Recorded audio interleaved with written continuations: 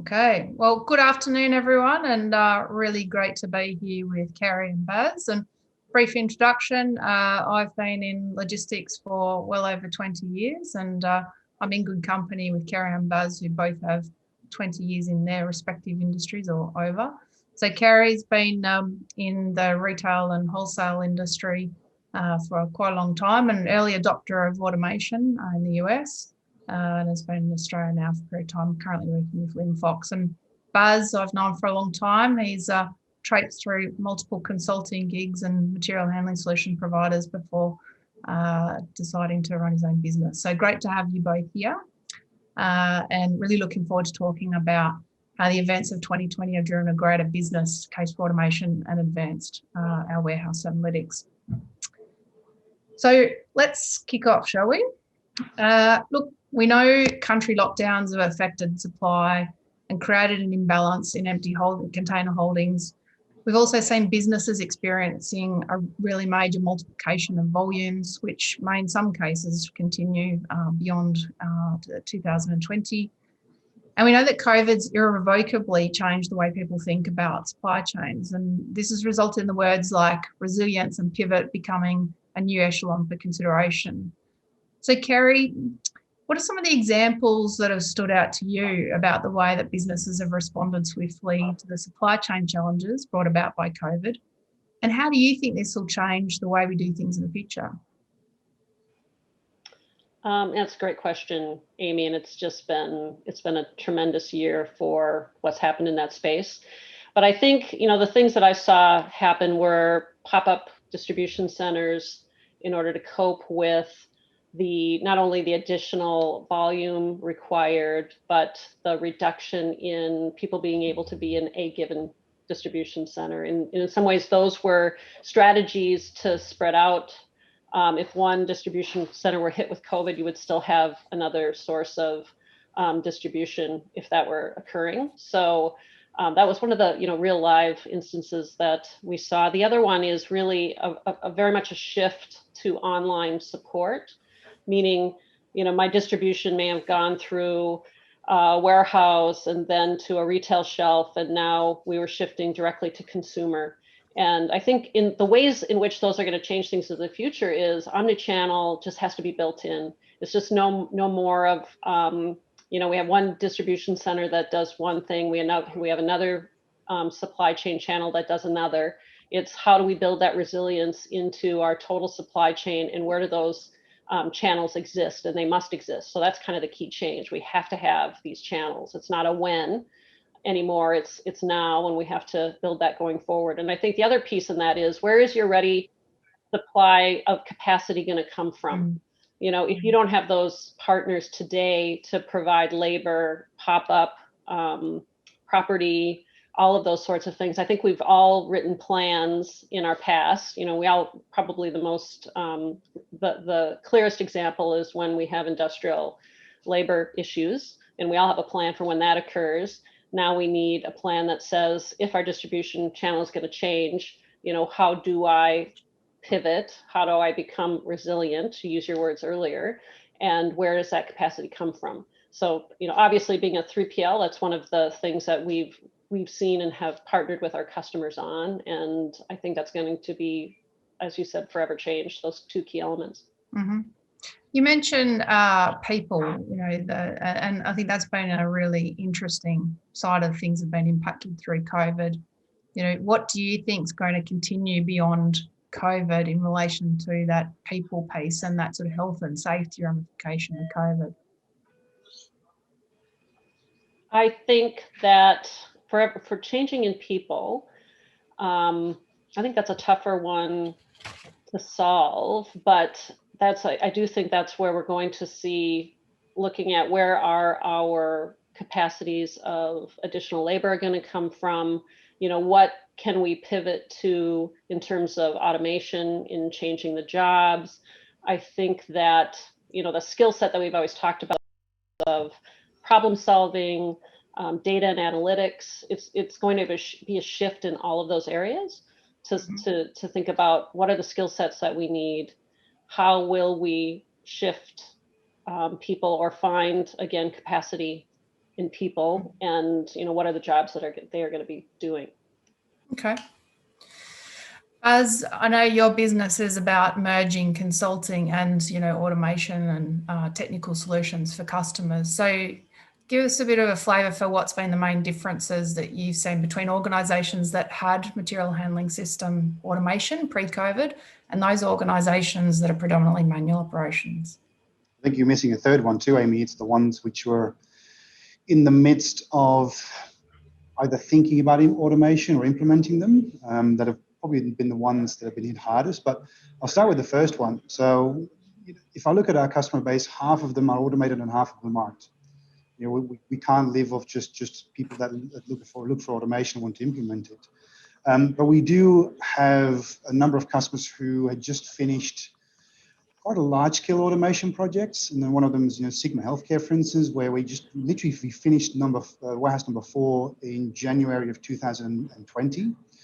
And what it's allowed them to do is actually be able to cater for the needs of the COVID situation by actually utilizing automation to its full potential in a very short amount of time. So what Kerry said before, instead of doing pop-up warehouses, which some of our customers did as well, the ones that didn't have any automation to start with, just to cater for that demand, is the people that had automation before actually used it a lot more than what they were intending to do beforehand. So if I take the Sigma sample, for instance, their design year is 2030, but they ran their system almost at capacity for a number of months just to keep up with demand. So it's shown that if you had automation beforehand, at least you could ramp up quickly to meet the demand of your customers, even if it means running multiple shifts, whereas beforehand you were just running a single shift. And it's shown, especially for people who didn't have automation before and people who weren't even considering automation, is that you mentioned before the word pivot. To be able to shift from a certain type of operation that you had before, delivering to stores, or maybe doing a little bit of click and collect and pick up from stores. A lot of customers went from 80% store deliveries to 80% online deliveries. And that's a completely different shift in working inside a DC. You're talking about going from picking a carton or 2 cartons or 5 cartons to picking individual units, which puts strain on everything. It puts a strain on your staff. It puts a strain on your software systems. It obviously put a strain on all the transport systems, as we would have seen with Australia Post and all the courier services, just not be able to keep up. For people with automation, it literally meant sometimes the difference between staying in business or basically not surviving at all. Mm.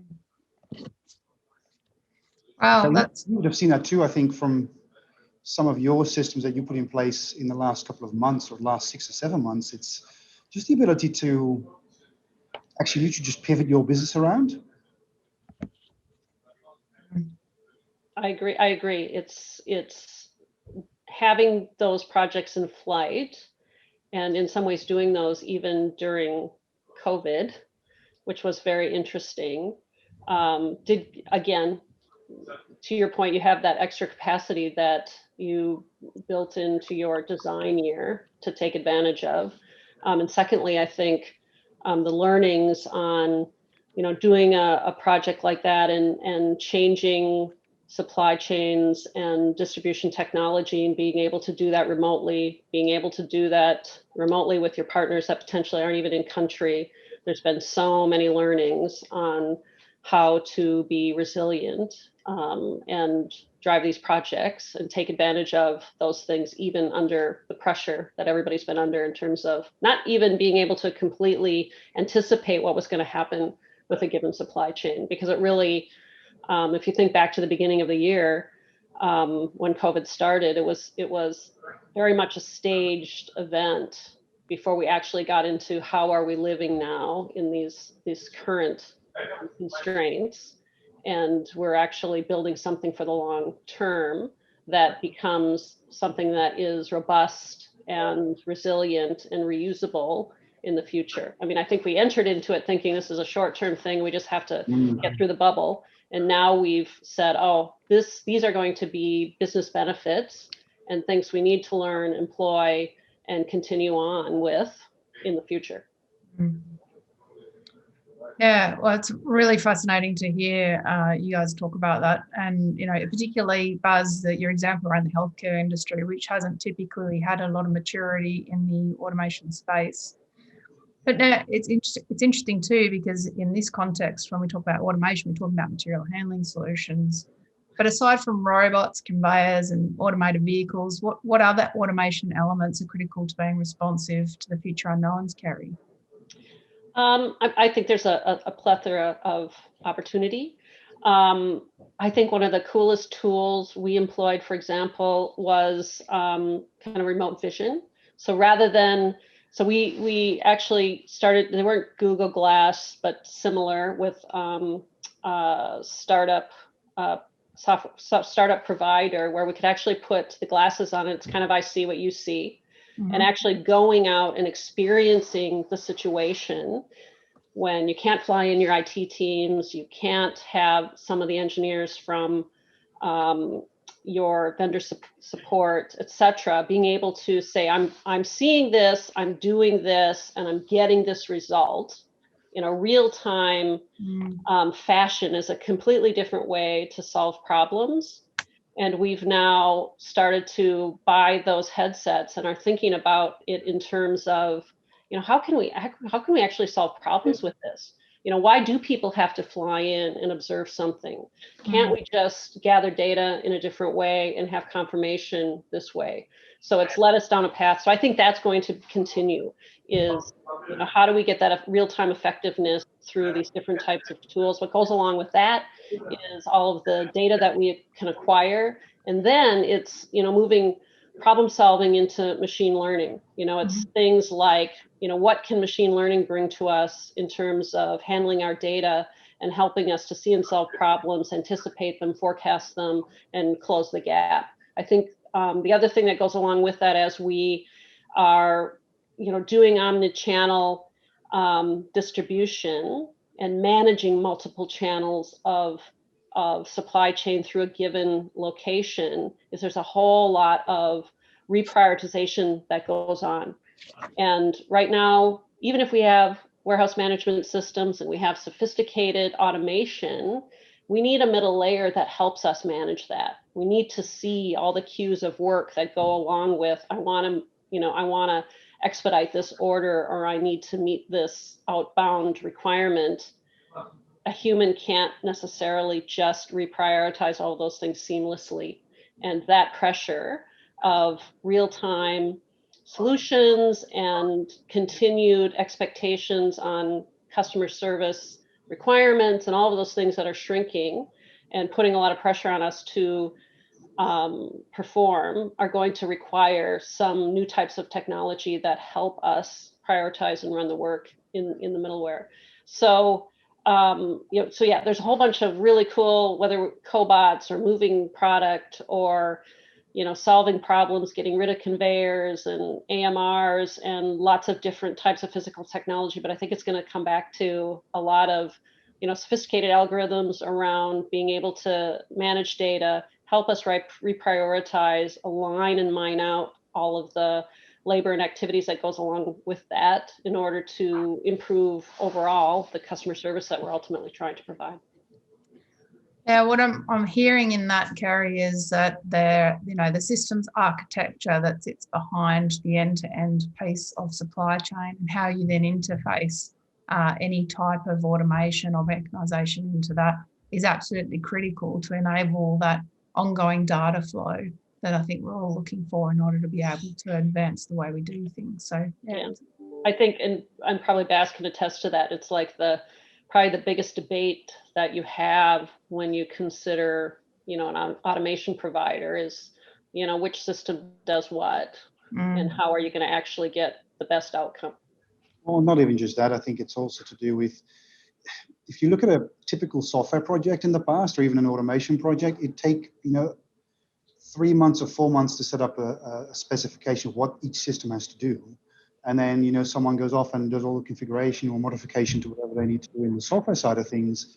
What COVID's shown us is that no longer works. We can't wait 3 to 4 months for someone to make a change in the system.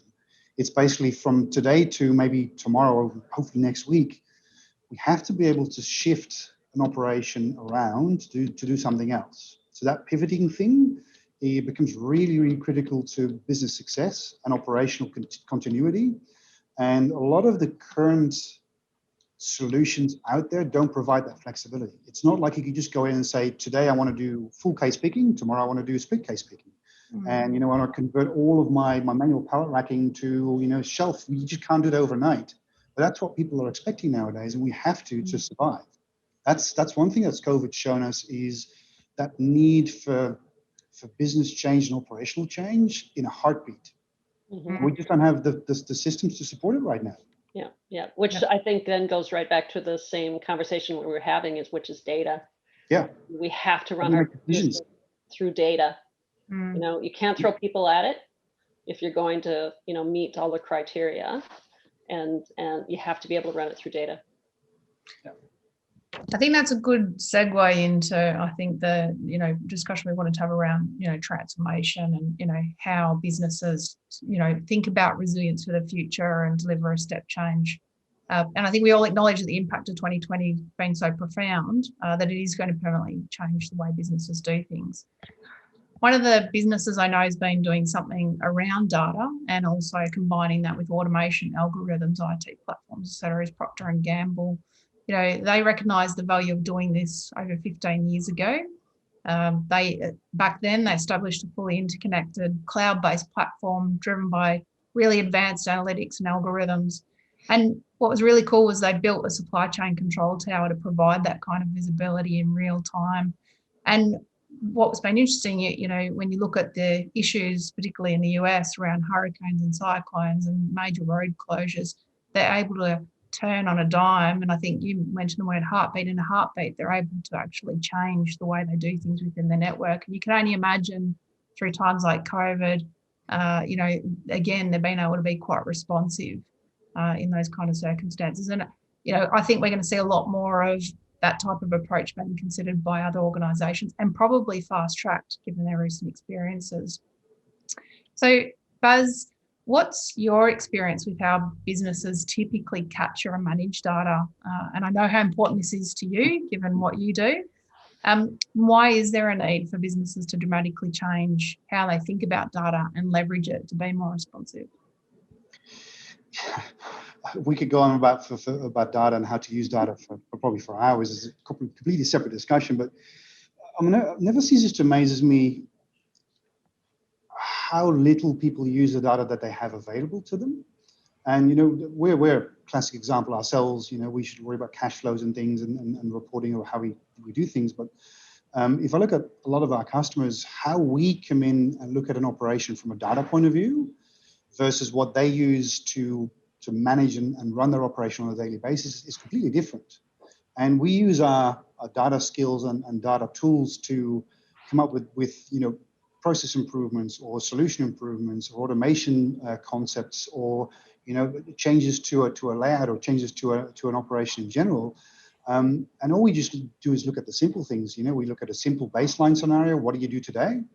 We look at benchmarking that against best practices and other people, and then we just come up with something that would get you there at some point.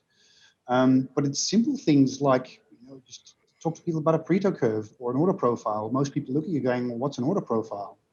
And I'm sitting here going, well, coming back to the COVID scenario, I changed from shipping cartons to shipping units. And I'm going from 80% cartons to a store to 80% individual units to a person. My order profile's changed from an order containing 5 lines with 10 cartons each to one order containing 1 line with 2 units each.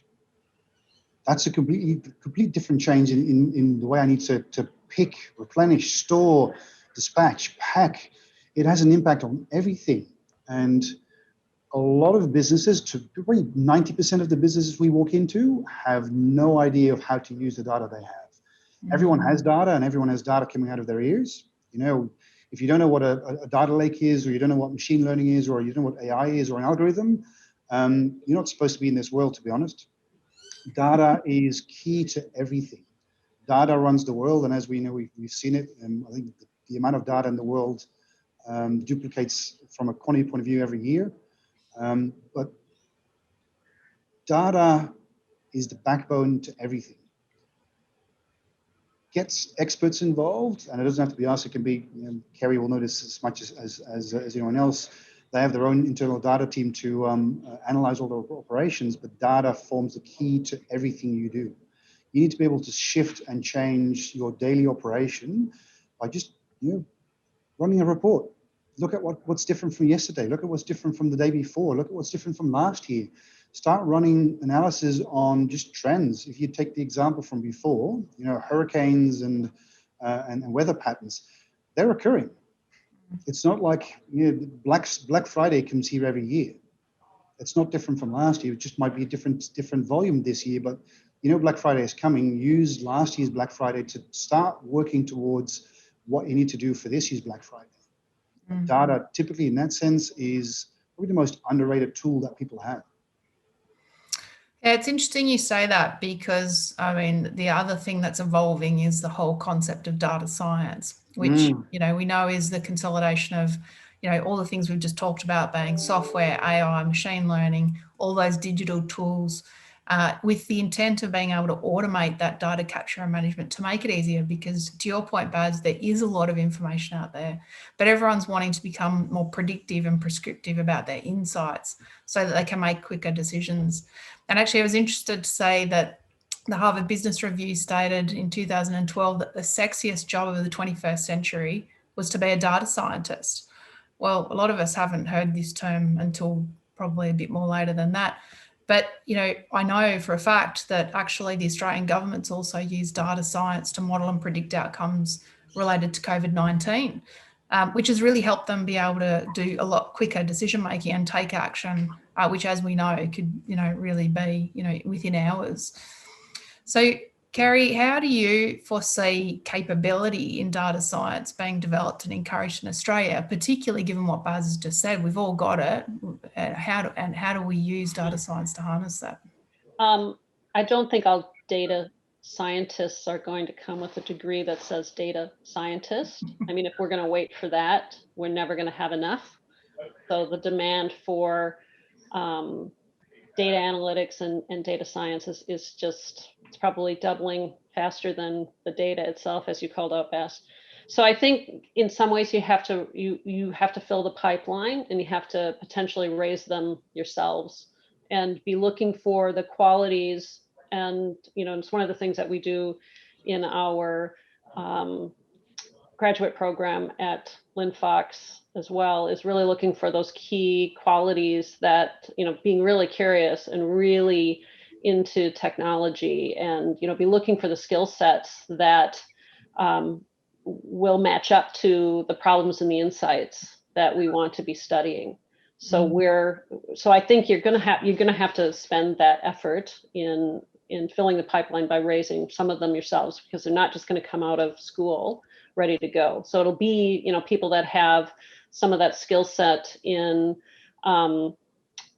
commercial and accounting, in engineering, and in the technology fields, really coupled with I want to relate those different sets of data and look for those key insights. The other area that we see capability as well is folks that really understand the business. What are the drivers of the business? And it's almost like you want to match up some of that capability with those people that can describe to you what are the challenges in the business, so we can kind of match up the insights to what I'm looking for. So in some ways, and in some ways it used to be kind of how I used to describe engineering as well, is people will talk to you about what's going on in the business, and you will be able to interpret. They may not even see what their problem is or what their insight may need to be, but because you potentially have that skill set of the curiosity of what's behind, why does that happen that way? Why does, that process result in that?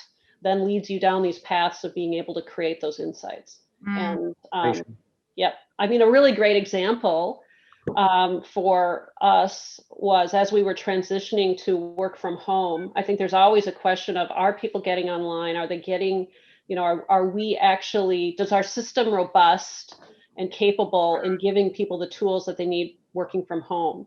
And we actually used our data scientist and data analytics group to go out and build a dashboard that was telling us, oh, gee, you can see when people are signed on, you can see They initially had some help desk issues, but now we're over the hump. And we really got some keen insights into how quickly were people transitioning, how easily were they able to use their tools, was those tools available and robust for them, so that we could have some confidence. Not only were we seeing outcome on work, but that they weren't wrestling with that in the background. And data analytics, I mean, it's those kinds of things. How do you answer the questions? Yeah, I think that's a great example of, how important it is, and, how it's going to interface with so many different parts of what we do. But I really like your example of also about how we have to build that capability and that expertise. And it sounds like, the people who are going to be in that sort of data science area really going to have to have curiosity, because one of the hazards of looking at data is often we're looking at it historically as opposed to using it to look forward. And I think that's really going to be the key about how we step into the future. So, Buzz, just, how do you think solution providers are thinking about integration differently, in the context of software applications and driving the connection between machine and business? I think it comes down to the discussion we had before, Amy, and Kerry as well, which she brought up, is everyone still thinks in, I'll call it an old school classic way, where you have an ERP, you have a WMS, it connects to a WCS, it connects to a control system, and that's sort of how the data flows, how you connect all of your dots together. With all of these new technologies appearing, the AMRs and the cobots and everything else, people have started to automate just components of their operation, not necessarily the whole thing. It does bring its own benefits to an operation where you don't have to worry about putting in a huge system just to fix one little thing. But the downside, of course, is if you only put a little bit of automation in, there is not going to be a huge amount of controls to integrate. And that integration piece right now just doesn't exist. It's still very much driven by, I'll call the large-scale system vendors who still put in the large-scale systems itself, that will have a good connection, a good, robust setup from a software point of view. What we're seeing now is all these little solutions coming in. I'm not going, little is maybe the wrong word, but these individual solutions being put into sites and into DC operations that need to be integrated. And a lot of the current systems just don't have that capability. They're used to sending something orders and replenishment tasks and an inventory reconciliation. But if I'm just looking at a picking piece, or I'm just looking at a packing piece, for packing, I don't care about replenishment. I don't care about the inputs from a receiving point of view. I just want to worry about packing. That integration piece, especially now with all these smaller vendors coming up and these smaller solutions, is going to be key for putting these things together. So we call it islands of automation, where we only automate what's required and not do the whole DC. It also means that your level of entry into these solutions becomes a lot closer to smaller businesses, and these smaller businesses don't have the capability to integrate that themselves. It is slowly coming, though. We do see a couple of smaller vendors coming up from a software point of view that are providing this capability, but they're startups. Well, it certainly sounds like there's a market opportunity there, Buzz, because there definitely is. Yeah, I think we're going to see a lot more, need from businesses to have that agility and that quick interconnectedness, especially in light of what we've just seen over the last year, where you have to move in a heartbeat, as you mentioned earlier. Carrie, I think there's a penultimate question to be asked to you. Why do you think there hasn't been a big uptake in automation in Australia historically, and why do you think that's changing now? I think it's been very expensive. There were fewer suppliers to begin with. It has been a little bit different landscape here in Australia with how leases work and what people are owning versus leasing and the timelines that go along with that. I mean, I think even in the US, where There has been quite an uptick in automation. It's taken a few rounds. People don't usually automate the first time through a board review. You kind of go, this is a really good idea. But we're now, in a lot of those things were also bleeding edge. I think there's a lot of proven technology in the marketplace now.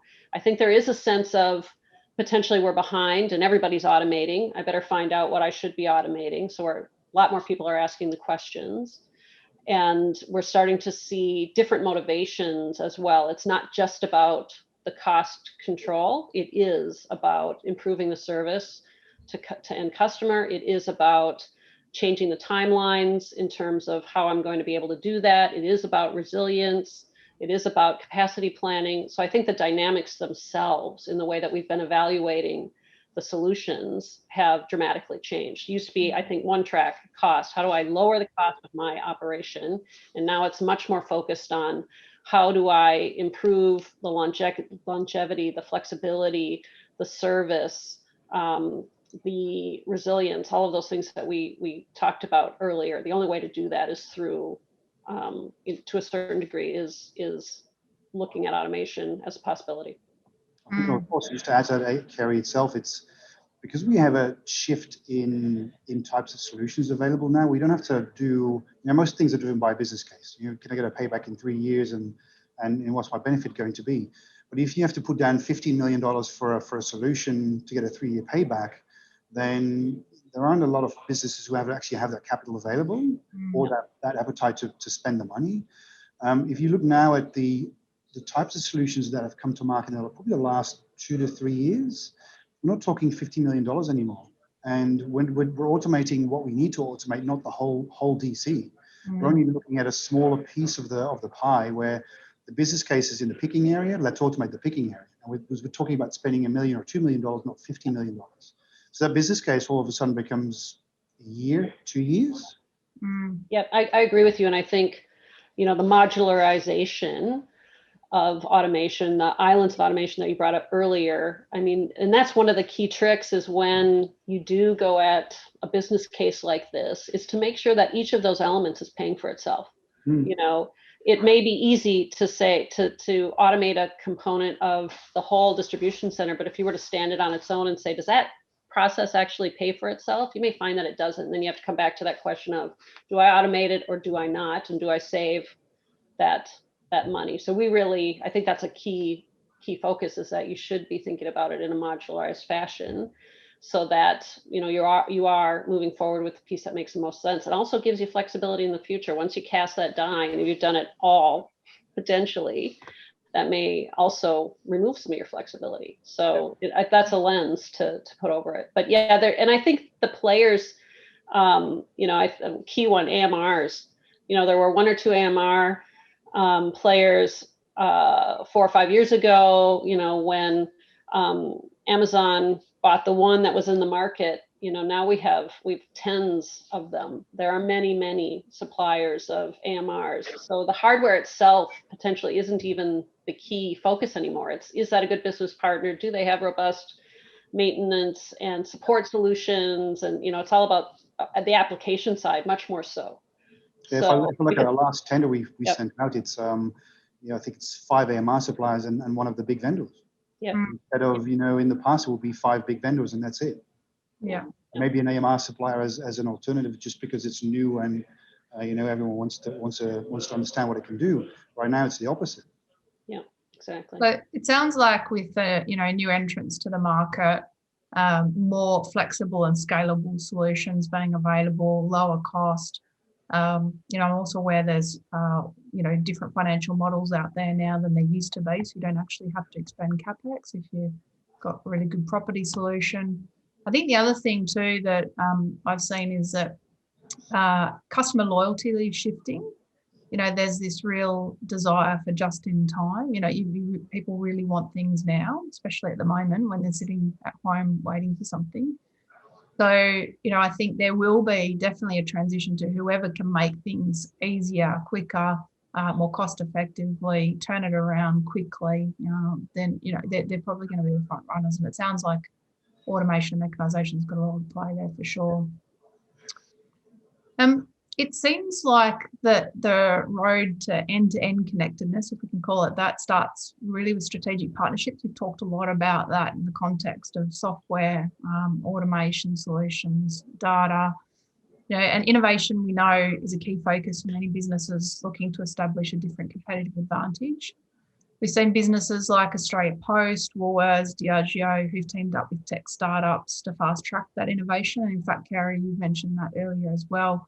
They're all looking at problem solving in a completely different way.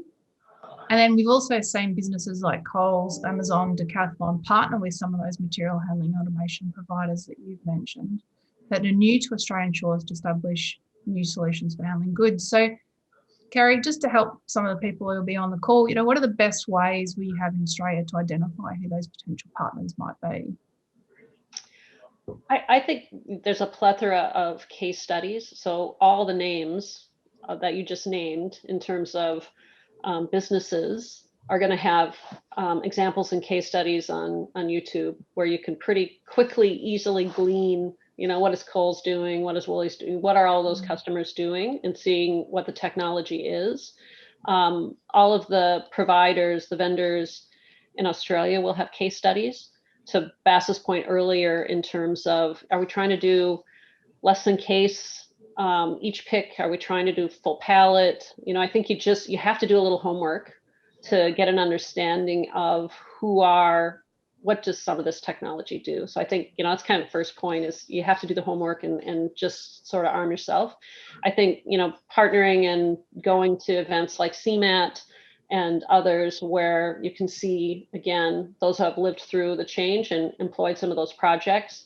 It's a great way to connect and hear about what people are doing in the automation space, and to network with them and talk to them about what problems were you trying to solve and how did you go about solving that problem. So networking, doing a little bit of homework. There are other organizations, there's different organizations that help with tech startups that get you connected to people who are trying to solve problems, whether it's CSIRO. I think Landing Pad is another one, which you mentioned, Amy. In addition, working with different universities, they often will have individuals, especially they want to be in supply chain, they want to get really close to the operations, and they would love to have a project where they could dig in and learn about those problems that you're trying to solve, and potentially what solutions can we come up with. Those are some of the ready-made, and then there's always, there's Bass and others like him who can come in and take a look at your business and give you a steer on where are the best opportunities. I think that's probably one of the toughest things to be able to use, where we started in all this discussion. What's your data telling you about where your best opportunities are? And then what does that match up with in terms of the marketplace providers? Yeah. Or just trees. I mean, we just keep calling it, we can't see the trees through the forest through the trees. It's even, we do this every day. It's getting to the point where just to keep on top of what the latest and greatest is hard. Even if it's your full-time thing that you do, just to keep on top of the latest and greatest technology, what's suitable, what isn't suitable, is it available in Australia, is it just overseas, does someone have support locally? It's a full-time job almost to just keep on top of the latest trends in this industry. Yeah, we've started a forum internally as well for folks that have an affinity, if you will, for technology, to post in there so that we can kind of crowdsource the learning. Because I think, to Bass's point, just charging one person with, you need to be over all of these things, we're going to miss a lot, because everybody has a different affinity for a different problem we're trying to solve, and a different outlet for how they may gather information. I love to listen to podcasts. I listened to one, freaked me out over the weekend, around should we be machine learning at the source inside the equipment, or should we be centralizing that so that we can, hook it up to our data like da-da-da-da-da. It's like, blowing my mind. Now I have another problem to think about. Yep. Conscious of time, Baz, one last question for you. And we're obviously in a volatile global market. There's lots of uncertainty. You've mentioned how difficult it is just to keep on top of what type of solutions are coming into the market. we've got the piece that Carrie talked about around, that broadening of the omni-channel side of things and, how that's going to be a lot more integrated in the future. What do you see as some of the emerging global solutions for automation or mechanisation in Australia? I think we've touched on it during the session today. It's all these new players coming into the market, and I'm not going to say a shift away from classic automation because it still has a place in the industry as it stands today. But it opens up space for almost everyone to consider automation now. It's not just the Coles and the Woolies and the Aldis and the Sigmas and the customers that we deal on a daily basis. It's Joe Bloggs around the corner can now put in a AMR solution or put in a carbon reduction closing machine. It's access, and the entry into automation has dropped significantly in the last 2 to 3 years. And it's only going to grow more as we get more players into the market here, whether they are from overseas or local. That entry level into automation is dropping, which means that we'll get more automation into the market. Yeah. Okay.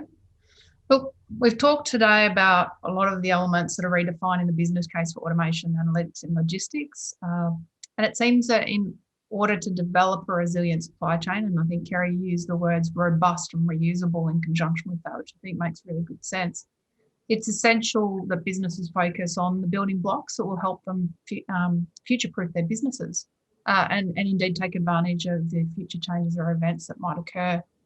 Sounds like the key focus areas need to be around network agility, digital platforms, collaboration, real-time network visibility, rapid insights, and also having the right skill sets in order to make those quick decisions.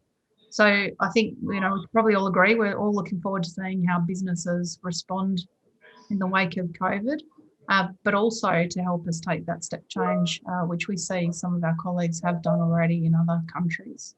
So thanks, Carrie and Baz, for a really practical insight into the case for change around automation and warehouse analytics, and look forward to chatting again soon. It was a pleasure. Really, really enjoyed it. Good to see you both. Thank you. Likewise.